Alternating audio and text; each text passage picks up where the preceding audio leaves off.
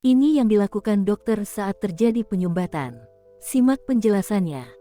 Kalau ada penyumbatan nih metode-metode yang dokter biasa lakukan, tadi kan udah cerita ya. Ada di balon. Oh ya, balon. Nah itu diapain tuh di Nah balon? jadi gini sebenarnya, kan bisa kita kasih obat. Jadi nggak semua orang ketahuan penyempitan jantung harus di balon atau harus dipasang ring atau stand. Ada juga yang kita ini perlu obati aja atau ini kita perlu untuk jaga aja supaya jangan sampai makin besar sumbatannya. Kalau posisinya misalnya terutama serangan jantung, maka kita perlu membuka segera sumbatan itu. Nah makanya itu jadi kita pasang semacam infus kecil di dalam pergelangan tangan. Masuk lewat sini. Pergelangan tangan, nanti kita masukkan semacam pipa elastik yang kecil juga, masuk ke dalam pembuluh darah langsung ke jantung tuh. Gokil. Nah dari situ kita masukkan semacam benang kecil juga. Nah benang kecil itu masuk untuk nembus sumbatan tadi tuh. Itu dari tangan masuk ke jantung? Dari tangan. Gokil. Nah dari tangan itu kita masukin balonnya, kita buka dulu sumbatannya, lalu kita pasang standnya. Stand-nya apa stand? Stand itu semacam kawat sebenarnya, semacam metal sih sebenarnya. Metal itu kalau pernah bayangin per bolpen gitu, sekarang masih ada per bolpen gak sih? Gini? Iya, kan dalamnya ada pernya kan.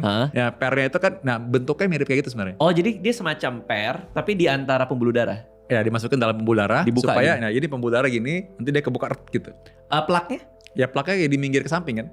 Oh jadi Dilebarin. Makanya bentuknya kayak per itu. Cuman aku gak tahu tuh siapa yang punya keidean ngasih nama itu ring. Jadi selama ini orang taunya ring jantung. Malah bentuknya sih gak kayak cincin ya. Oh aku pikir juga kayak cincin. Enggak ya, tapi ternyata seperti per. Kayak per. Ya cincin mungkin tapi banyak kali ya cincinnya.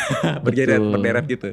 Seberapa efektif metode itu? Ya itu memang gold standard. Jadi itu adalah cara untuk kita bisa menolong orang yang sedang serangan jantung. Atau ada juga orang yang gak serangan jantung tapi ketahuan hasil check up. Kita bisa cek treadmill misalnya kelihatan, atau kita bisa cek tadi misalkan CT scan gitu ya. Ya orang tahu ternyata dia ada penyempitan nih. Nah itu kita nanti bisa buka sebelum dia serangan jantung. Jangan nunggu serangan jantung maksudnya. Tapi kalau behavior dia masih sama aja, plak makin banyak dong ya. Bisa nyempit juga, lagi, kan? bisa nyempit lagi.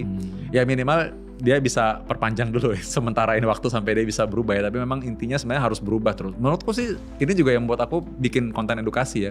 Karena dulu ketika aku jadi dokter nih, terus terang aku berpikir bahwa wah ini keren banget kalau kita bisa menyelamatkan orang nih. Karena itu kan benar-benar bisa orang yang tadinya hampir game over, lalu kita bisa bantu dia kan. Jadi menurutku ini adalah puncaknya seorang dokter tuh harus bisa menyelamatkan nyawa. Tapi ternyata aku sadar bahwa tiap hari orang serangan jantung ada aja. Sebentar kita ngomong pasti ada juga orang serangan jantung. Tapi yang penting tuh mencegahnya. Iya. Karena ketika kita menolong 1-2 orang di sini, mungkin di sana ada ribuan orang lain yang masih sehat, yang harusnya nggak sampai serangan jantung. Nah itu yang kita harus kasih edukasi supaya mereka tidak sampai serangan jantung. Menurutku itu puncaknya seorang dokter.